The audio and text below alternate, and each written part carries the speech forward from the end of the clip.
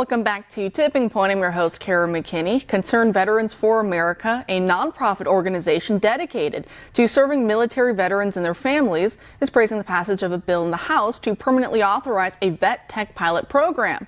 Ross Dugerstein, the organization's executive director, released a statement today honoring our nation's military veterans on Memorial Day. Take a listen. Hello, I'm Russ Durstein, executive director at Concerned Veterans for America. This weekend, our nation will pause to recognize Memorial Day. On this day, we specifically remember and honor those who have lost their lives in service to this country. Memorial Day is a reminder of what the oath to serve means, the cost of freedom, and the responsibility to steward that freedom well, especially for those of us who served in uniform. Today, all of us at CVA are grateful for the sacrifices of those we've lost, and will continue to honor their sacrifices here at home.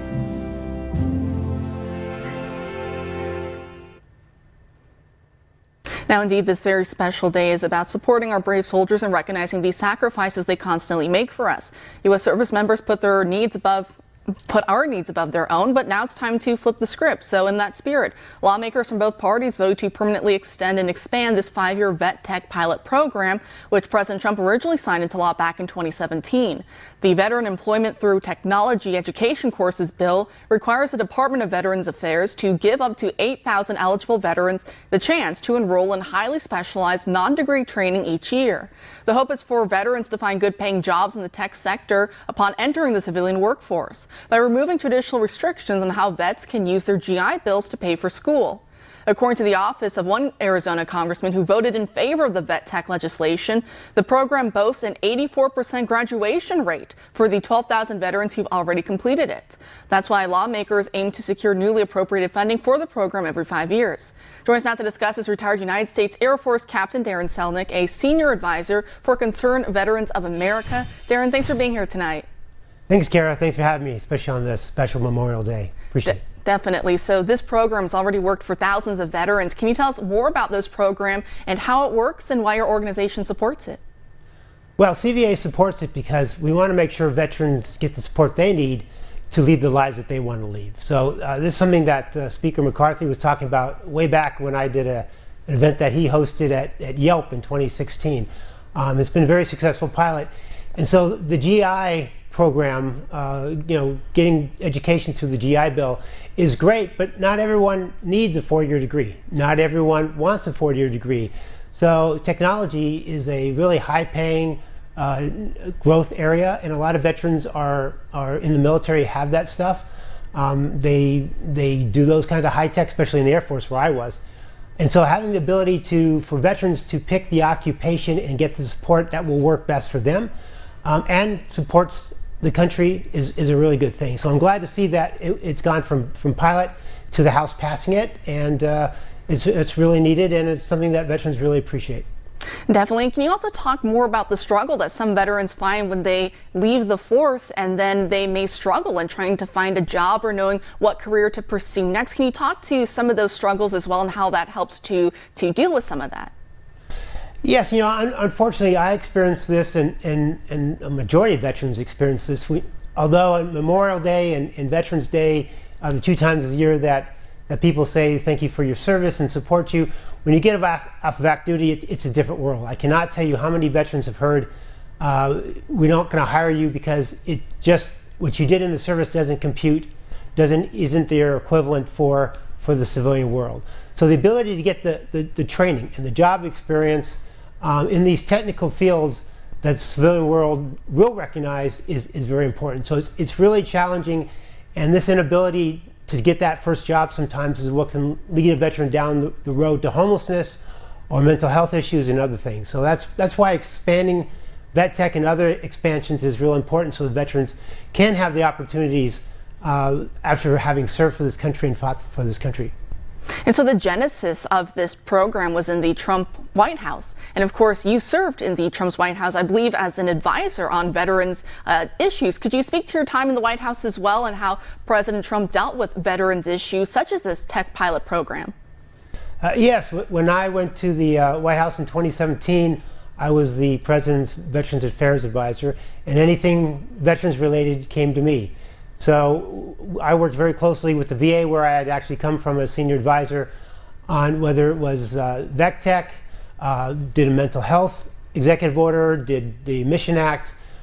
President Trump was always about what the veterans needed. He had his campaign promises. He was determined to do it.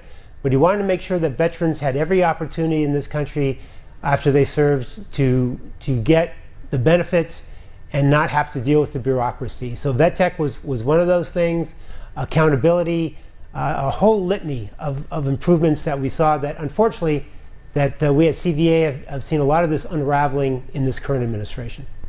And of course, as we're saying, today is Memorial Day, in which we, honor the sacrifices of the men and women who have fallen in service to this nation. So of course, this Memorial Day specifically honors our America's war dead. But, you yourself served, of course. I was wondering, do you have any reflections on today, this holiday, and what it means to you and to others who have served? Yes, thanks for asking that. When I was living in D.C. in the administration, I used to run almost every day by the Iwo Jima Memorial. And on that Iwo Jima Memorial, it said uncommon valor was a common virtue. Our military men and women today, they have that uncommon valor as a common virtue. They serve, they fight, they know they can die. It doesn't matter what their occupation is. And so Memorial Day is very important to honoring those men and women. And if you ask any serviceman what they want is to take care of their buddy. So taking care of the veterans that have not passed away, taking care of their loved ones and survivors is critical. And understanding that men and women are still, unfortunately, dying from the results of these wars, either through mental illness problems, for being in the war 3, 4, 5 times and committing suicide, which is about 20 a day, or from toxic exposure and having toxic chemicals and cancer. So it's very important that this is a year-round issue.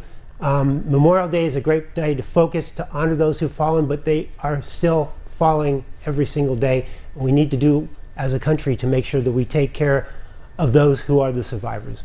That we do, and as you mentioned, with the Iwo Jima Memorial out in Washington, D.C., I saw it on a field trip with my sister actually a couple of years ago as well. But Ira Hayes, he was there. He was one of the men who helped to raise the flag on top of Mount Suribachi. And he, unfortunately, he's someone in his life story. He was, feted as the hero he was. But when he came back home, what he saw over there and the survivor's guilt that he dealt with it really weighed on him for many, many years. And unfortunately, he's someone who I think he passed away from alcoholism, or at least something related. And Johnny Cash, the great country music star, wrote a whole song about Ira Hayes and all of his sacrifice. But it kind of goes back to what we're talking about here and how we can better serve the veterans who are here still, that we can, give back to. As you mentioned with the toxic burn pits and some of the other issues, Concerned Veterans for America, what are some of your other perhaps big issues that you're looking forward to this year on working with Congress or any other leaders in state, local, whatever level of government to perhaps address some of these other issues?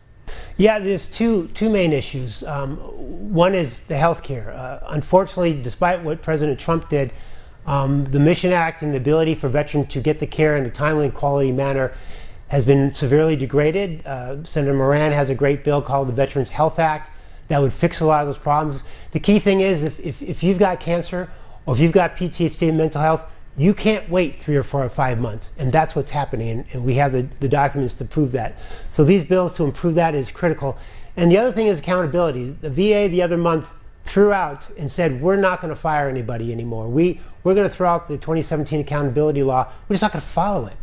And so, most VA employees are good employees, but for those who are bad, it hurts the veteran and it hurts the other employees. So employees must be held accountable.